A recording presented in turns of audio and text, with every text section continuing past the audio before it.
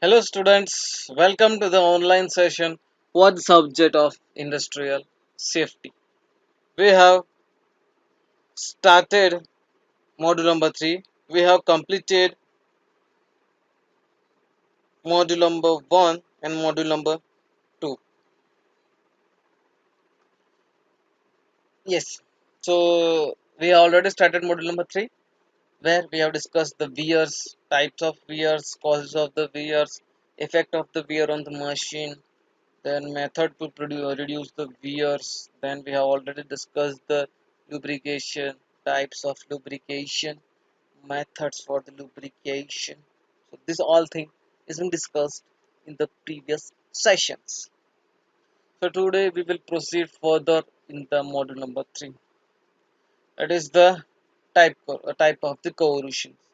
In the last session we have discussed about the corrosions. So now we are discussing about the type of corrosion. So here is the list of the corrosion. We have uniform corrosion, we have pitting corrosion, transgranular and intragranular, intercrystalline corrosion, then exfoliation corrosion, then stress corrosion, revises corrosion, galvanic corrosion, and erosion. So these are the types of the corrosion.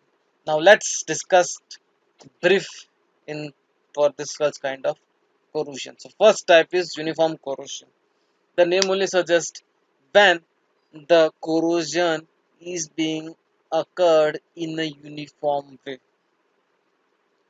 Means we can say that when a pit is been formed on the surface and that is having a small diameter, and in particular we can say that the depth will be in micrometers mm, that will result in a uniform corrosion only when the decrease in the thickness, you can see over here that the thickness decrease in the thickness is uniform. For example, if the 3 thickness is being depth of the thickness of the corrosion is 3 then it will be uniform over the whole length. So when such kind of corrosion takes place, then we can say that the uniform corrosion has occurred. The mainly we can say that the loss in the we can say that to what extent or the rate of the corrosion that has occurred can be easily, easily found with the help of by measuring the mass of loss or the quantity of the released hydrogen. This is how the corrosion takes place. Next is pitting corrosion. Pit that only suggests that the pit has been formed. This is basically a localized form of corrosion, and in this corrosion, basically the irregular shaped cavities are formed on the surface. Some cavities are being formed. The depth and the dimension of the cavities mainly depends upon the, or we can say that they are related to the metal, the medium, and the service condition. Means what is the type of the metal, which medium the corrosion has occurred, and the service condition. It is means unlike to the uniform corrosion, here the intensity and the rate of the corrosion can neither be assessed by the mass of the loss or the by measuring the released hydrogen. Pitting corrosion is generally characterized by its density, that is the number, mainly three criteria, that is the density, that is the number of pits per unit area, and the rate of the deepening and the probability of the pit. Here we can say that the pits are formed, there are mainly two pits are formed and both are having the different depths. So by this we can say that the pitting corrosion has occurred because it is different location and it is depth is also varying from each other.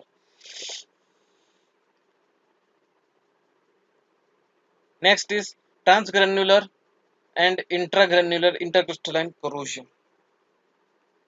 So it is certain different types of corrosion where the corrosion propagates in different. Corrosion is propagating in different ways. Here the corrosion is spreading in all the direction, and it will indirectly affect the metallurgical properties of the constituent. Okay, so there is no related selective corrosion, means irregular expansion of the corrosion will takes place. So when irregular spreading of the corrosion takes place, then such kind of corrosion is termed as the transgranular or transcrystalline corrosion, because it is propagating within the grains. Next is exfoliation corrosion. Here we can see the picture of the exfoliation corrosion. Means exfoliation corrosion means basically it is a number of planes are formed that are running parallel to the direction of the rolling or the extrusion.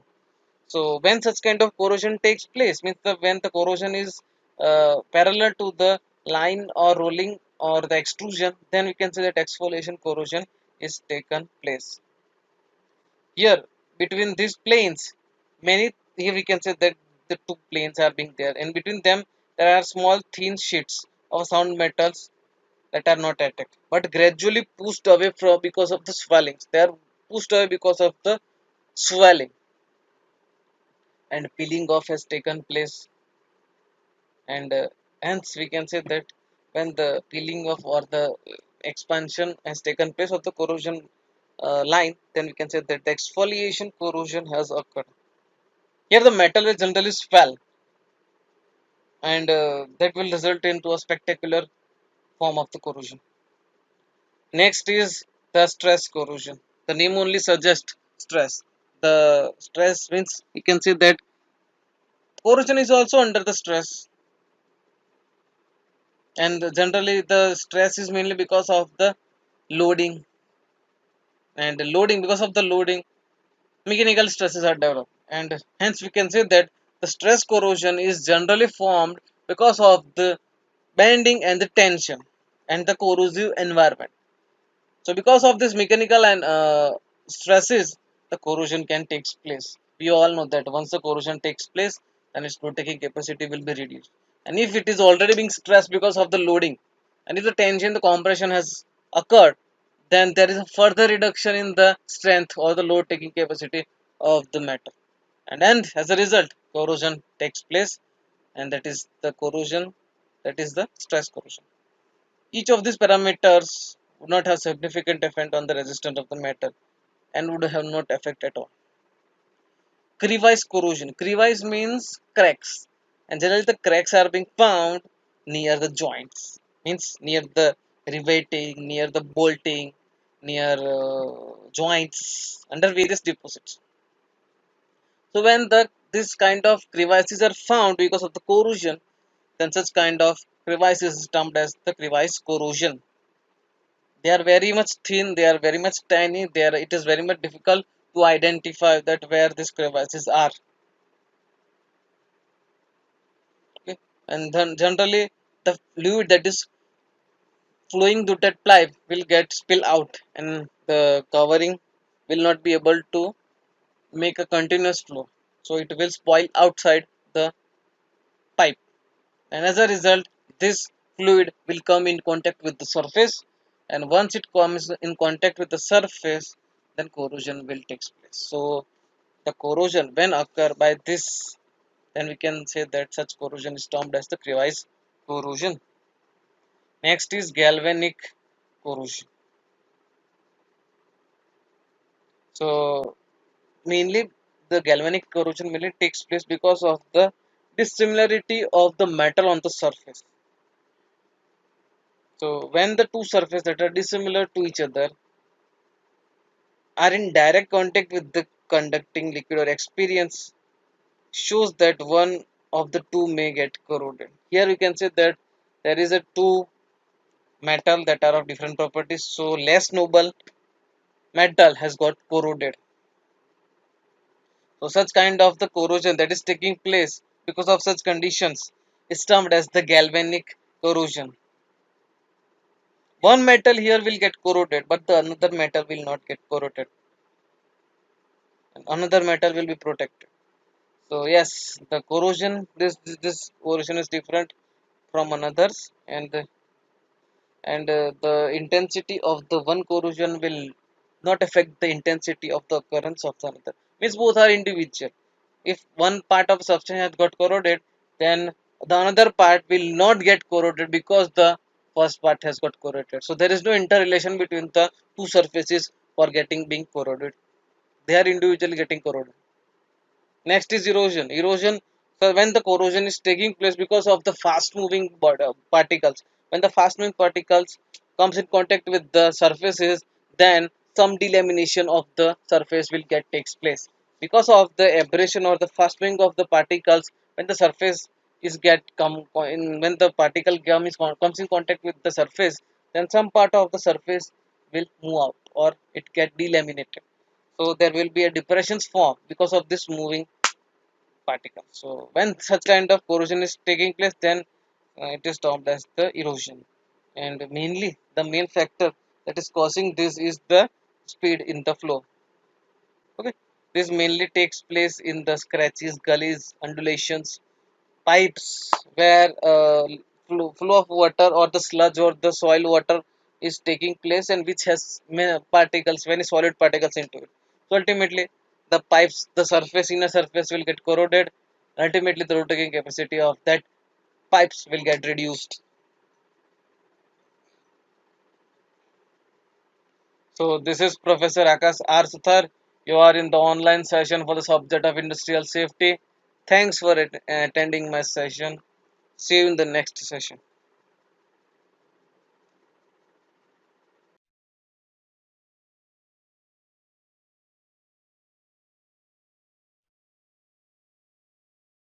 So, students, thank you for attending the session.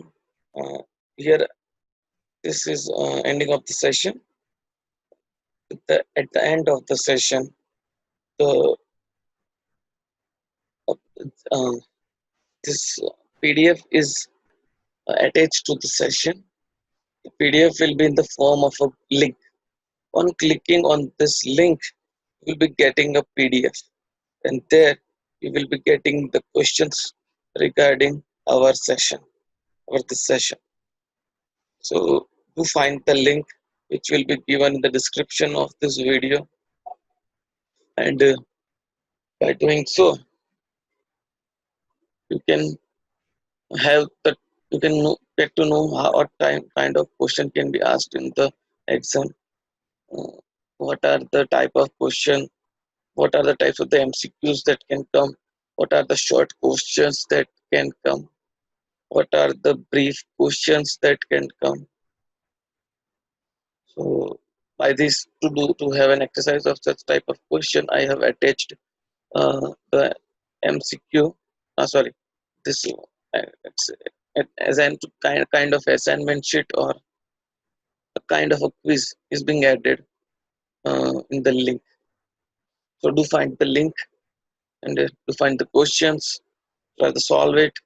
And by solving it, your skill regarding the questions of industrial safety will get increased, and you can come to know, come to know that what kind of questions can be asked in the exam.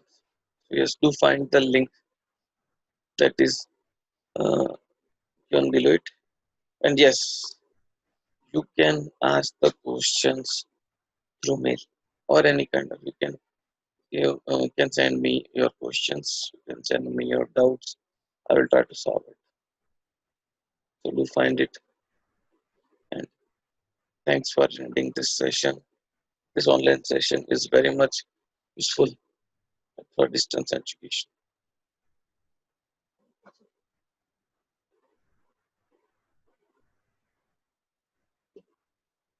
So it will be very much helpful for me. Sorry, but it has got many help to the other students also. So yes, these sessions are very much helpful. Attend this session, grab knowledge, and thank you for attending my session. This is Professor Akash Sutar. Jai Hind.